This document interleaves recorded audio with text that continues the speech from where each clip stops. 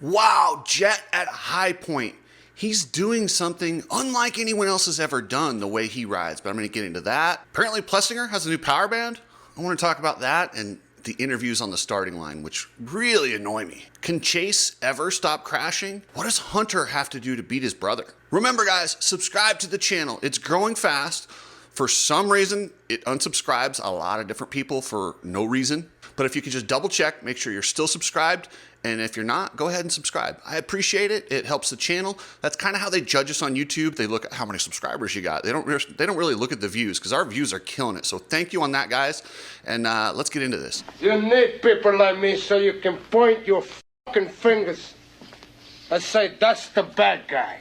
So I want to start with the on the line interviews before the first moto. And Aaron Plessinger clearly was annoyed with Katie Osborne, and I feel bad for her. I'm sure some executive said, hey, you know, at NASCAR, we interview the guys before they go out, and we also do that at Indy cars. This is a different sport. It's more like the UFC in the way these guys have to prep and the consequences. And it's not a 3-hour race. They got to go out there and they've got to have that intensity. They have to have that mind focused directly on that start, on that race. There's a time for interviews, but the people who promote this sport, and I've actually had the same argument with Sean Brennan. Sean Brennan always likes to get interviews on the line. I'm like, you're an idiot. Clearly, you've never ridden. You don't understand the consequences of one lapse of concentration out there. You have to get into a mindset. I'm like, no, I'm not going to go ask these guys stupid questions on the starting line. I'll save my stupid questions for when they're done. Could you imagine someone poking a microphone into a UFC fighter's face as they're, you know, like getting ready to walk into the cage? You just don't do it. There's some sports where you can get away with it and some that you can't. The consequences and the intensity are so high early in these motos. Leave these guys alone. Let them get into their own focus. You can see the body language. These guys are clearly annoyed. Hunter Lawrence is just, I mean, he's a consummate professional and he put up with the interview, but you can see Chase Sexton just, don't bother me. He puts his headphones on, looks away. Same with Jett. And then they got over to Aaron Plessinger, and Aaron Plessinger, once again, an incredibly nice guy. Fan favorite, still rocking some good, cool kit. If you are Aaron Plessinger and you're lining up right now, where are you at in your head? Of course, you feel like there's a little rebound going on. Yeah, for sure. Last weekend wasn't really what we wanted, but yeah, this weekend I'm feeling good. I'm back to the Hangtown setting. We put a different power band in the bike, and it's really working out this weekend. And yeah, I feel really good about it. I feel really good, and suspension's working good. Bike is unreal, and I'm feeling like a whole shot. But he doesn't normally poke fun at announcers like that. He's such a nice guy. That's him telling her to F off, talking about the power band and just like, get out of here. I'm trying to focus on the race. So whatever executives sent Katie Osborne down there, stop it. And I did laugh at the question because she was clearly frustrated. I'm sure she can feel the tension. It's thick down there and she doesn't want to be getting those interviews. It's uncomfortable. And it made her nervous as she goes to Aaron Plessinger. If you're Aaron Plessinger. If you are Aaron Plessinger and you're lining up right now, where are you at in your head? Of course, you feel like there's a little rebound going on. Katie, he is Aaron Plessinger. You don't have to say if. You say, just ask him what he's thinking. Don't say if you are Aaron Plessinger.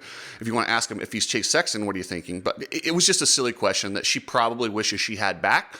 But when it's live, you make mistakes. So I don't blame Katie Osborne on that. I blame the stupid executives and media people who send them down there on the line. Just stop it. Jett Lawrence is showing, I mean, you can be a champion and you can get 1 or 2 titles and you can get some stuff, but you're not an all-time great unless you can fight through adversity. That crash he had at Hangtown, I've said it 100 times, that probably would have ended the season for most human beings. Even with his injuries, a lot of guys would kind of suck it up and, you know, get 5th, get 6th, and they wouldn't grit it out. Jett doesn't get enough credit for his toughness, the way he's battling through this and just fighting through the injuries. And he's adjusting his riding style. He's sitting a little bit more. He's only pushing when he has to. It helps that his brother's right there, and he knows his brother's not going to do anything dirty, and he knows exactly. I mean, he rides with him all the time. He knows what he's going to do, so that definitely helps. And Chase Sexton is clearly frustrated. He's going out there riding 110%, and it shows with his mistakes and his crashes, where Jett is able to manage it, ride 80 to 90%, and then just dig deep for moments. He lets these guys go 100%, catch up to him. They think they got him, and all of a sudden he finds a little bit more. It's destroying their morale, and it's just the way that he rides. With that said, Sexton never gives up. He's going to keep fighting. But I wish one thing of these guys in their interviews. I don't mind them saying we when they're talking about the performance on the track, because they're talking about them and their motorcycle and the team, and it's a group effort. But when you're talking about injuries, we're feeling better?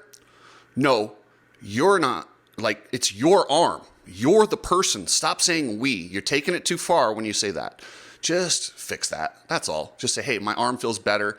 I don't see Michael Jordan and these guys talking about when they hurt their knee, they say our knee, because it is the team's knee. They don't say that. They say my knee is doing better. I'm good. Yes, they refer to the team stuff as team stuff, but stop talking about personal injuries as our and we're. Like, come on. Like, I know it's petty by me, but it annoys me. And for Jett to have Chase Sexton is a gift. We wouldn't know exactly how good Jett is if we didn't have a competitor like Chase Sexton just pushing him and grinding and refusing to accept second place. No matter, every race, he's probably going to get beat by Jett, almost every race. He lines up every moto thinking, nope, I'm going to beat him. And he's willing to do whatever it takes.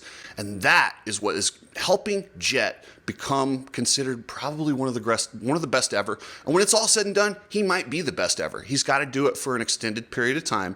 Let's not forget, Ricky Carmichael won a national championship in all 10 of his outdoor seasons. He never raced an outdoor full season without winning the title. And towards the end of Ricky's career, he got some challenges by Chad Reed, James Stewart, and it really showed how great he was. Luckily, Jett has Chase Sexton to let people know, hey, this isn't just a weak field. This is a strong field, and he's still doing it to him. If you haven't checked out Coach Rob's podcast, go to coachrobpodcast.com. He's doing an amateur motocross podcast and navigating a lot of the perils. He's got Derek Harris on there. Derek Harris has so much experience in the amateurs. He's a really smart guy. If you race amateur motocross, you're going to want to subscribe. You're going to want to check that out. This month, they have Andrew Short on there to share his knowledge. Strongly recommend heading over there and checking it out. Epic Garage Designs. Get your dad a Father's Day floor for his garage. They have solids.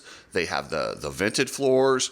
I like the vented a little bit better, but both are on sale. The solids, $19.95 shipped, and the vented is $2,100 shipped. So you can take care of your dad this entire month, or dads, if you just want to take care of yourself. This month, you'll have that special available to you. Hunter Lawrence is having an awesome outdoor season. He got the moto win at Colorado, but he does look like he's a little bit frustrated, but he shouldn't be. He should thank Jett.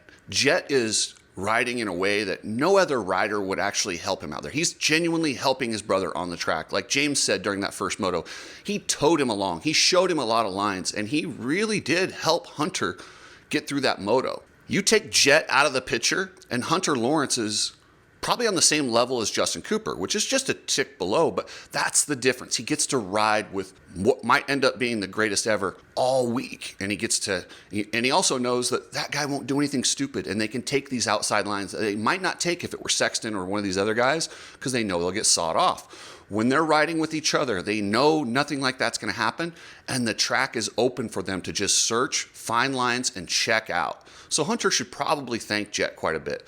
And his chances of winning, as Jett gets better, he knows that that's not going to happen. A lot of people are saying for Hunter to actually execute his talent or get the most out of his talent, he's going to have to change teams and get away from Jett. I fully disagree. I think if he does that, he's going to go backwards. And I just don't think it's going to help. I think he should just be happy being the supporting man to his brother, who might be the greatest ever. And he should also take pride in the fact that he helped make his brother into that. Accept the family domination and just leave it at that. Seeing someone like Jett and greatness, well, it's a boring race and it's not as fun as if a different guy wins every week, which we all love and in the moment. But if you want to elevate this sport, greatness always helps sports that are trying to find attention. Lance Armstrong, when he won 7 straight, all of a sudden everybody liked bicycles. Michael Phelps and his ridiculous domination in swimming. That got attention, national. And that's something that Jett can provide for us in this sport with his domination. He can be that transcendent star. I don't know if a lot of you guys aren't old enough to remember, golf was kind of lame until Tiger Woods came along. Now all of a sudden golf, it really helps elevate. It's a great opportunity to take a sport from obscurity and make it mainstream. When you have a superstar who can transcend the sport, that's what we have in Jett with his personality and his skill, his toughness. So while it might be boring at times, just remember, this is greatness and it's good for everybody. Justin Cooper looks really good out there carrying the torch for the Star Yamaha team. While he's not winning, I mean, look at the guys he's going against. Sexton, Hunter, and Jett. He's clearly the fourth best guy, and for him to get in the mix, good for Justin Cooper. Unfortunately, his career is going to be kind of like Kevin Windham or Tim Ferry or some of these guys that were just on the heels of greatness, but they never really got to break through. Those guys I just mentioned into different eras, they might have more championships. They might have more wins. But unfortunately, they're like Karl Malone, John Stockton, a lot of these guys that played in the Michael Jordan era. There's just not enough. There's only one person that can win every year, and you happen to be in the era with somebody that is just out of their mind. Hey guys, if you want to chuck your X-brand goggles, because we all know about the lawsuit, get yourself some ride strap goggles. They're a high quality goggle, and they're very similar to a lot of the other brands. Quick secret, a lot of the goggles come from the same goggle manufacturer. They just put different logos and designs on them. Go to ridestrap.com and get yourself some new goggles. If you're shipping anything using a trucking company, you know what a pain in the butt it is. Not if you use Precision Transport. The Madden family, they really emphasize customer service, reasonable pricing, good tracking. You will not regret it. If you've got to use a trucking company, it's unfortunate because they're a pain in the ass, but not if you use Precision Transport. Head over to pretransport.com and they will get your stuff shipped and you'll be happy about it. So I really expected more out of Dylan Ferrandis. He was so excited about getting on that Honda. He did not like his Yamaha last year. He sorted out an Epstein-Barr virus. He's not vegan anymore because he wants to be stronger. I really expected him to be up there battling, at least with Justin Cooper and Hunter for that 2, 3, 4 spots, but he is clearly a step below those guys. And I don't know if it's the bike, if it's him. I don't know what's going on. James Stewart made a great analogy talking about racing for A's versus C's and F's, and it's just not enough. And maybe that's the problem. Maybe he realizes he can't race for wins, and it takes away that 2%.